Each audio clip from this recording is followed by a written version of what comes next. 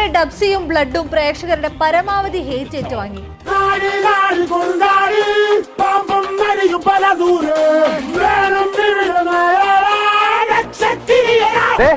ഇവിടെ ഞങ്ങൾ മനുഷ്യരാണ് താമസിക്കുന്നത്, അല്ല മൃഗങ്ങളൊന്നും അല്ല.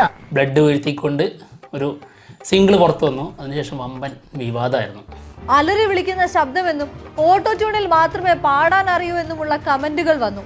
സജി യാര് சொன்னா சொல்றதுல பாயிண்ட் இருந்தா நம்ம எடுத்துக்கணும்ல. ഈ പാട്ടുകൊണ്ട് അത്രയും വലിയ ചീത്തപ്പേരും ആരാധകരുടെ രോഷവുമാണ് സോഷ്യൽ മീഡിയയിൽ ഡബ്സിക്കെതിരെ ഉയർന്നത്. ഇതിലെല്ലാം മറുപടി പറയേണ്ടത് ഡബ്സിയാണ്.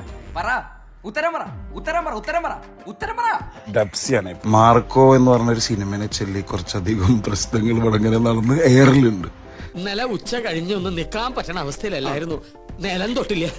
ഇതിലിപ്പോ പ്രത്യേകിച്ച് ഒന്നുമില്ല. അവർക്ക് ഞാൻ ചോദിച്ച കായ് അവർക്ക് തന്ന് ഞാൻ പോയി പ്ലേ ബാക്കൊക്കെ പാടി കൊടുത്ത് പോന്നു.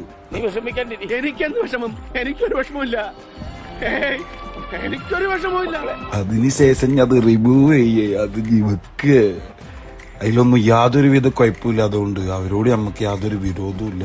കണ്ണീര് തുടച്ചിട്ട് കുറച്ചുകൂടി വിശ്വസിക്കാൻ തോന്നുന്നു. നിങ്ങൾക്ക് ഇഷ്ടപ്പെട്ടാലോ അല്ലെങ്കിലോ I am just A play backing എന്നുള്ളൊരു മൂഡിൽ മാത്രമാണ് പാട്ട് ചെയ്തത്. അതിന്റെ പോരായികകൾ തീർക്കല് ആ വ്യക്തിയുടെ, ആ സ്ഥാനത്തിരിക്കുന്ന ആളുടെ ഉത്തരവാദിത്വമാണ്. ഇതിനെ ബാധിക്കുന്ന കേസല്ലാന്ന് പറയാൻ.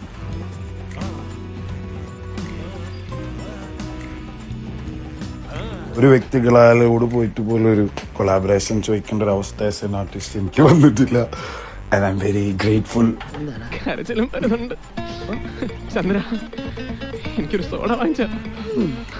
സത്യം എത്രയൊക്കെ ആണെങ്കിലും അത് ഭയങ്കരമായിട്ട് ആൾക്കത് ആഘാതം ഉണ്ടാക്കുന്ന സംഭവം തന്നെയാണ്. അതോ ആ ലെവലിൽ നിൽക്കുന്ന ഒരാളായതുകൊണ്ടാണ്.